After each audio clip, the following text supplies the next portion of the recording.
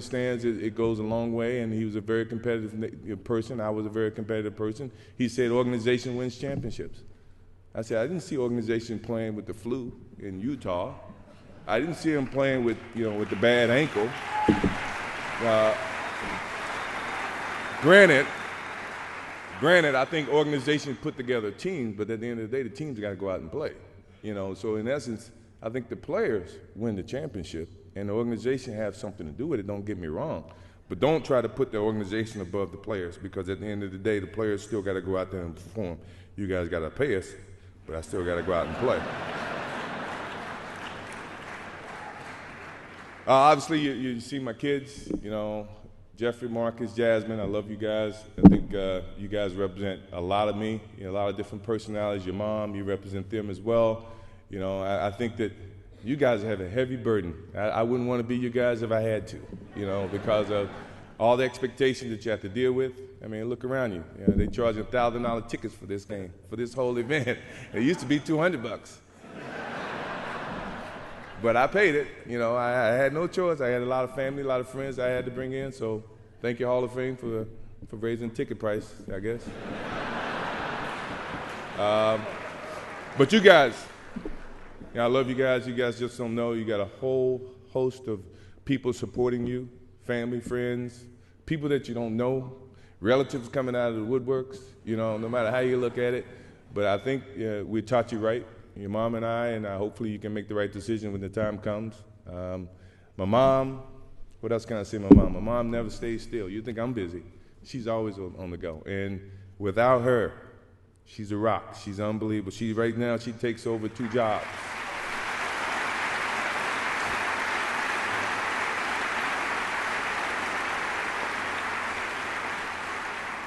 She's an unbelievable woman. I mean, if I got anybody that's nagging me each and every day, it is her.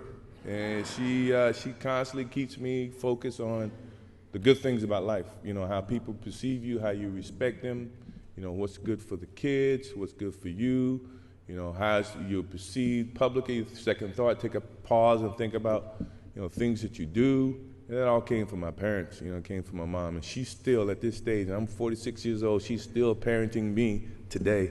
And that's a good thing about that lady. I love her to death. I love her to death.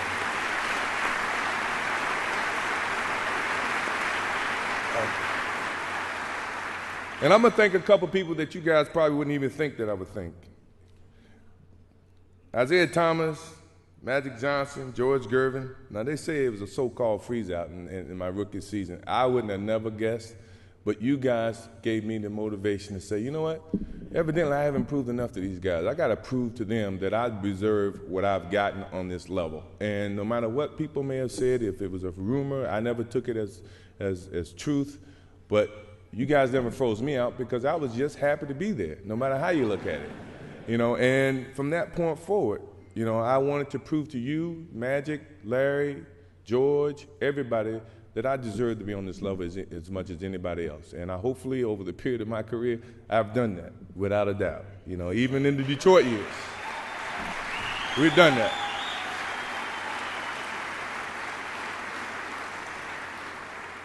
Pat Riley, I mean, you and I, we go way back. I still remember in Hawaii.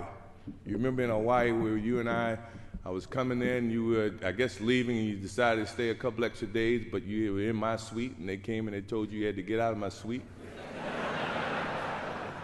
And you slid a note underneath my door, although you had to move, you did move. You slid a note saying, I enjoyed the competition, congratulations, but we will meet again. And I take the heart in that, because I think, in all honesty, you are just competitive as I am, even from a coaching standpoint. And you've challenged me every time I played the Knicks, the Heat. And I don't think you were with the Lakers, but anytime I played against you, you had Jordan Stoppers on your team. You had John Starks, who I loved.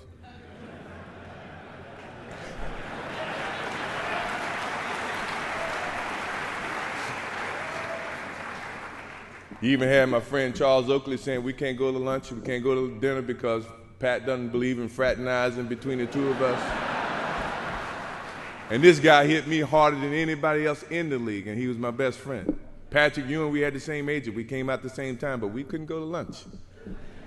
Why is this? You think I'm going to play against Patrick any different than I play against anybody else? No. And then you had your little guy who was on your staff who became the Knicks coach after you, Jeff Van Gundy. He said, I conned the players, I befriended them, and then I attack them on the basketball court. Where did that come from? I just so happen to be a friendly guy. I get along with everybody, but at the same time, when the light comes on, I'm as competitive as anybody you know. So you guys, I must say thank you very much for giving me that motivation that I desperately needed.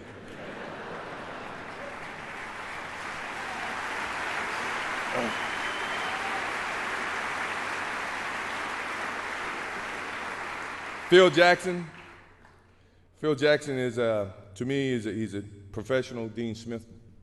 He challenged me mentally, not just physically. He understood the game, along with Tex Winter. They taught me a lot about the basketball game. Tex being the specialist, I could never please Tex. And I love Tex. Tex is not here, but, I know he's here in spirit. He is.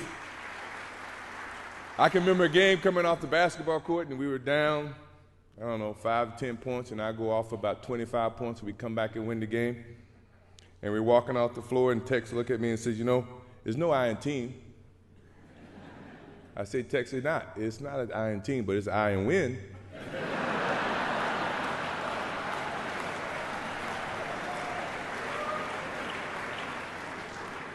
I think he got my message. I'd do anything to win. If that means we play team format, we win. If that means I have to do whatever I have to do, we're going to win, no matter how you look at it. And then you had all your media naysayers. Oh, scoring champion can't win an NBA title, or you're not as good as Magic Johnson, you're not as good as Larry Bird. You're good, but you're not as good as those guys. I had to listen to all this, and that put so much wood on that fire that it kept me each and every day trying to get better as a basketball player. Now, I'm not saying they were wrong. I may have looked at them from a different perspective, but at the same time, as a basketball player, I'm trying to become the best that I can, and for someone like me who achieved a lot in over the time of my career, you look for any kind of messages that people may say or do to get you motivated to play the game of basketball at the highest level, because that is when I feel like I excel at my best. And my last example of that, and the last one that you guys probably have seen, I hate to do it to him, but he's such a nice guy. And when I first met Brian Russell, John and Carl should remember this. I was in Chicago in 1994. I was working out for baseball. They came down for a workout and shoot around. I came over to say hello. And at this time, I had no thoughts of coming back and playing the game of basketball. And Brian Russell came over to me and said, you know what, man, why'd you quit? Why'd you quit? I can guard you. If I ever see you in a pair of shorts, you remember this, John? And so when I did decide to come back in 1995, and then we played Utah in 96, I'm at the center circle, and Brian Russell sitting next to me, and I look over to Brian. I said, you remember this conversation you made in 1994 about I think I can guard you, I can shut you down, I would love to play against you. Well, you about to get your chance. And believe me, ever since that day, he got his chance. I don't know how succeeding he was, but I think he had his chance, and believe me, I relished on that point, and from this day forward, if I ever see him in shorts, I'm coming at him.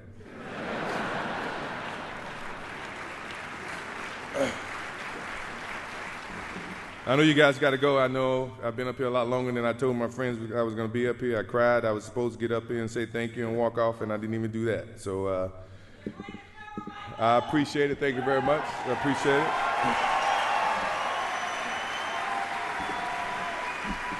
As I close, the game of basketball has been everything to me. My refuge, my place I've always gone when I needed to find comfort and peace. It's been a source of intense pain and a source of most intense feelings of joy and satisfaction, and one that no one can even imagine. It's been a relationship that has evolved over time and has given me the greatest respect and love for the game. It's provided me with a platform to share my passion with millions in a way I neither expected nor could have imagined in my career. I hope that it's given the millions of people that I've touched the optimism and the desire to achieve their goals through hard work, perseverance, and positive attitude. Although I'm recognized with this tremendous honor of being in the Basketball Hall of Fame, I don't look at this moment as a defining end to my relationship with the game of basketball. It's simply a continuation of something that I started a long time ago. One day you might look up and see me playing the game at 50. Oh, don't laugh. Don't. Never say never. Because limits, like fears, are often just an illusion. Thank you very much. Look forward to it.